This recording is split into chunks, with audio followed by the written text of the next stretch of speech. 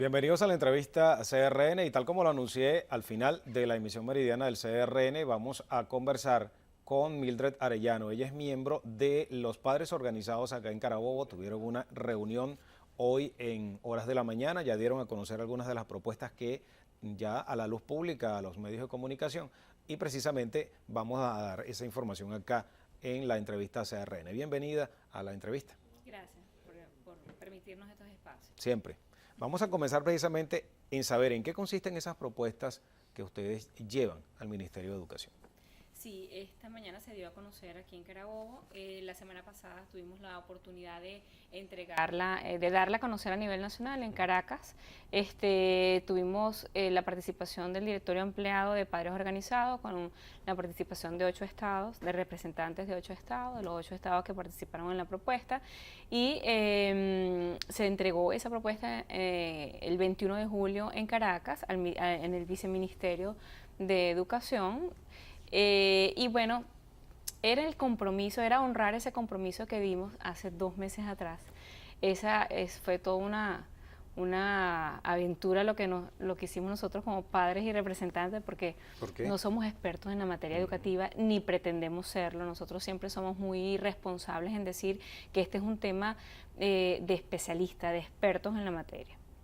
Pero los padres de familia pues tenemos una responsabilidad indeclinable y un compromiso, y eso se honró. Lo que dijimos hace 2 meses atrás cuando decidimos no participar en la propuesta, en la consulta nacional por la calidad educativa, nosotros tuvimos la oportunidad en ese momento lo vimos en la consulta, la vimos como una gran momento para participar y para decir lo que pensábamos. Cuando conocimos toda la metodología, cuando conocimos ese mandato, ese propósito que tenía la consulta, pues ahí como que nos cayó el balde de agua fría, porque pensamos, bueno, por primera vez se está haciendo una iniciativa desde el gobierno para abarcar para escuchar lo que tenemos que decir las familias y todos los sectores educativos, pues todos los actores claves de la educación.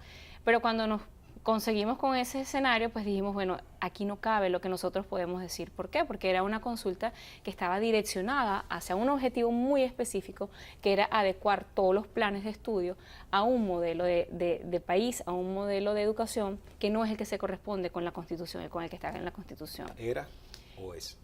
Lo que estaba planteado en la consulta era eso. Entonces nosotros decidimos muy responsablemente no participar en esa consulta, porque no se permitía decir todo lo que teníamos que decir como familia. Con mucho esfuerzo, padres de estos 8 estados, familias de todos los estratos sociales, de la educación oficial y de la educación privada, aunque la educación de Venezuela es una sola,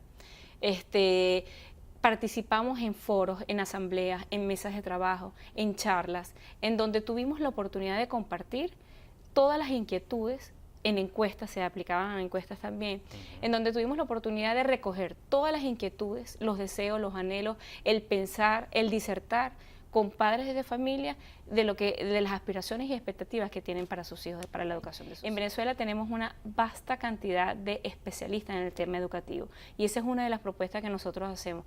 Desde la familia le decimos al gobierno que tome en cuenta a estos especialistas, a estos expertos que a lo largo de todos estos años han introducido propuestas, han dicho cómo se debe mejorar verdaderamente la calidad de la educación de Venezuela, pero que lamentablemente no han sido tomados en cuenta. Ya estamos a las puertas de un nuevo año escolar, bueno, ya entró el periodo vacacional. ¿Ya fue recibida esa propuesta de parte del viceministerio? Sí, fue recibida por la parte de correspondencia el día, como lo dije, el día 21 de julio, el lunes 21 de julio, ¿verdad? La semana pasada.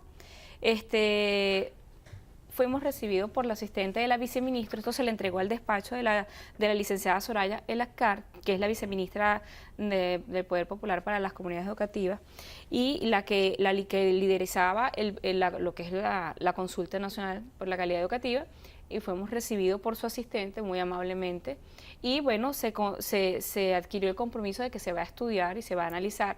Nosotros ahora estábamos dando un plazo prudencial de conocerla, para que se tomaran el tiempo de conocerlo. Aún no hemos recibido llamada, pero vamos nosotros a empezar a hacer el seguimiento de la propuesta, porque realmente es muy valiosa. valiosa. Yo no sé si tú me permites... Por supuesto, la intención es que nos muestre cuáles son esas propuestas. Sí, hay varias versiones, esta es la versión Deben larga. ser muchas, me imagino, Sí, porque tiene varias páginas. Es una versión larga, sí, es una versión larga, pero se las podemos enviar también vía correo condensada. Pues. Esta propuesta pasa por la consideración de varias premisas sin las cuales consideramos que no se podían plantear como tal. Una de las premisas que nosotros abordamos fue la inversión de la educación, la relación que hay entre la inversión que hace el Estado en la educación y el desarrollo social que se genera ¿okay? En el país. El resultado de esa inversión. Exactamente. Todos los países que han tenido éxito en el desarrollo sustentable y en el desarrollo de sus sociedades han pasado por realizar una inversión seria, comprometida en materia educativa. ¿Okay? Muy bien direccionada para que realmente ese impacto de la educación se vea reflejado en la producción del país, en los valores humanos, en la formación integral, en la formación ciudadana y en la formación de tecnología para la tecnología. Otro de las premisas que consideramos es esa concepción del Estado docente frente a los otros actores educativos. Esa concepción del Estado docente del siglo pasado, que elaboró la tesis el maestro Prieto Figueroa, plantea al Estado como un Estado estatista, un Estado centralista que dirige todas las políticas, todo el hecho educativo en general, desde lo macro hasta lo micro. Pero eso es una tesis que a nuestro criterio, y según el criterio también de varios especialistas educativos, está mal entendida y está distorsionada, porque es Perdón. ¿Me permites una breve pausa? ¿Cómo no? Y en breve me dice por qué está distorsionada. Okay. Seguimos desarrollando este tema al regreso porque vamos a pausa comercial. Ya venimos en la entrevista CRN. Continuamos en la entrevista CRN y habíamos dejado precisamente un tema al aire y había citado precisamente al maestro Luis Beltrán Prieto Figueroa, maestro que es viene siendo como el ejemplo a seguir en muchas de las cosas que incluso están plasmadas en la Constitución y están plasmadas en muchas normativas en el país, pero aún persisten entonces esas diferencias y esa especie de imposición que se quiere hacer, según lo han venido denunciando muchos sectores, de la educación en el país, imponer ciertos criterios con aspectos ideológicos, entre otras cosas. Como te decía, esta tesis del Estado docente está mal interpretada a nuestro criterio y también al criterio de muchos expertos educativos, porque es verdad que es el Estado el que dicta esas pautas, esas líneas gruesas en materia de educación, pero siempre lo tiene que hacer bajo el mismo Prieto Figueroa lo decía, que se concibe a la educación, no se puede concebir la educación sin la libertad, no se puede concebir un Estado que pretenda imponer una sola corriente del pensamiento y que pretenda estar al servicio de ningún partido político. La educación jamás puede estar al servicio de un partido político. Y esa tesis, eso es preocupante, es una de las recomendaciones que nosotros hacemos, porque vulnera, tal como está plasmado en el artículo 6 de la Ley Orgánica de Educación, vulnera los derechos de nosotros, la familia, de participar y de incidir en las políticas públicas educativas, de los docentes y de todo el sistema, las academias, los especialistas en educación. Entonces, el debate es a abrir y a entender cómo debe ser correctamente esa tesis del Estado docente. No porque un niño pase más horas delante de un docente o en un aula, no porque el niño vea más materias, quiere decir que el contenido sea de calidad o él vaya a salir más preparado. Entonces hay toda una tesis mundial que habla de la calidad de la educación que recibe el alumno. Los espacios para la enseñanza tienen que estar adecuados, tienen que tener un mínimo de utilidad para que de verdad se pueda dar una enseñanza, tanto que el niño aprenda, como que el docente enseñe y como que la familia participe. Como por ejemplo, no solamente el salón de clases, sino espacios aseados, dignos, con servicios públicos, que tengan agua, o sea, esas son condiciones mínimas que se tienen que tener para que realmente un proceso de educación fluya como tiene que fluir. ¿Cómo hacer cuando le llegan a uno como periodista denuncia de que un colegio no tiene ni siquiera un laboratorio donde practicar química? Claro, entonces es ahí donde está desfasada un poco esa consulta educativa. Pues, ¿qué haces tú con preguntarlo si tú como ente rector de la educación tienes que saber todas estas premisas, tienes que conocerlas? Entonces te tienes que abocar como gobierno a solucionar toda esa problemática, porque partiendo de ahí, esa es la base para poder estar hablando de cualquier calidad educativa.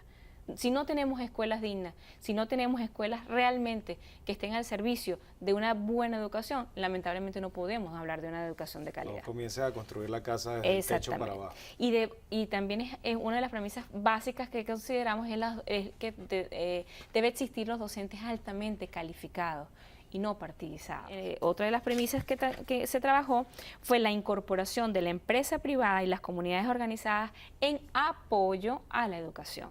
¿Okay? No solamente para sufragar todos estos montos de inversión que son muy altos y cada día es mayor la inversión que tiene que hacer el Estado, y nosotros como nación, porque eso es una cosa que hay que separar muy bien, se confunde el Estado, el gobierno y la nación, y somos tres cosas totalmente diferentes. Nosotros estamos aquí hablando de las familias como nación venezolana, exigiéndole a un gobierno que se debe a nosotros, que cumpla con la Constitución y con las cosas que están establecidas. Quisimos hacer dos tipos de recomendaciones, ¿verdad? Unas recomendaciones desde el punto de vista legal y unas recomendaciones ya desde el punto de vista educativo.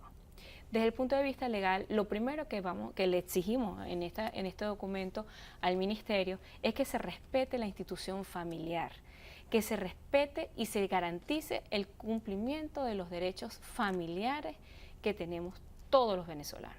¿Okay? Nosotros no puede ningún gobierno, ningún funcionario público no puede atropellar los derechos familiares en pos de cualquier acto administrativo que sea necesario hacer. Por eso. Pero ha sucedido. Claro que sí. Como por ejemplo. Por ejemplo. En esos casos que ha sucedido. Por ejemplo, con la resolución 058. En la resolución 058 vemos que fue un acto administrativo totalmente inconsulto, ¿verdad? Pero no solamente es pedirle una opinión al papá, es construir completamente con ese padre de familia, construir ese modelo de organización escolar, en este caso, que es lo que plantea la resolución 058. Esa colección bicentenario que está en el tapete, nosotros como padres y de familia somos una pata de la mesa indispensable, porque si no se cae la mesa. ¿Okay? El gobierno debe adoptar un concepto de calidad realmente cónsono con los valores constitucionales y con los valores universales de la educación. No tenemos que inventar el agua tibia. La UNESCO tiene conceptos muy claros y aceptados mundialmente.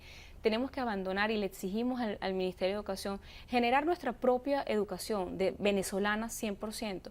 Pero si tenemos que echar mano de alguna experiencia exitosa de países hermanos que han surgido y que tienen un mejor nivel educativo, como por ejemplo Ecuador, Brasil, pues miremos esos estados, miremos esos países que se parezcan constitucionalmente a nosotros y que abandonen el modelo cubano y ahora el modelo chino, porque tenemos graves diferencias en cuanto a modelos de sociedades, y una educación consolida la educación de la sociedad. En dos palabras, pesimista optimista después de haber entregado, de haber recibido. Son muchas las cosas que el aprendizaje es relevante, los docentes, son muchas las propuestas que hacemos aquí. Optimismo siempre, porque nosotros debemos creer en que realmente esta participación que está en la Constitución la podemos ejercer los ciudadanos. Nosotros no tenemos otra forma de hacer las cosas que no sean estas, participando activamente con propuestas muy claras y posibles, porque están probadas en otros países que han sucedido y que son posibles. Bien, muchísimas gracias. Mildred Arellano, quien es miembro de los padres organizados acá en el estado de Carabobo, por supuesto madre de dos hijos que están estudiando.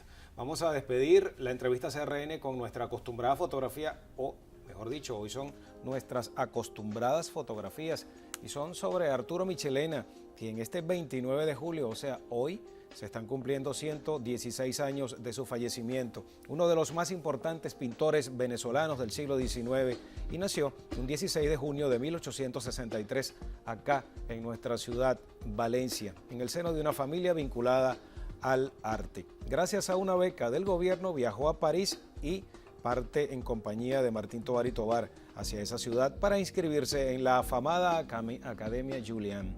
Se enfermó lamentablemente de tuberculosis, falleció a los 35 años en Caracas, pero dejó obras tan importantes como Berruecos, Miranda en la Carraca, La Última Cena, El Granizo de Reims, entre otras obras maestras del arte venezolano y del arte universal. Arturo Michelena. Bien, con esta agradable o este agradable efeméride que revisamos o ya despedimos, mejor dicho, la entrevista CRN. Muchísimas gracias a todos ustedes por la atención y la sintonía y nos reencontramos mañana. Cuídense mucho.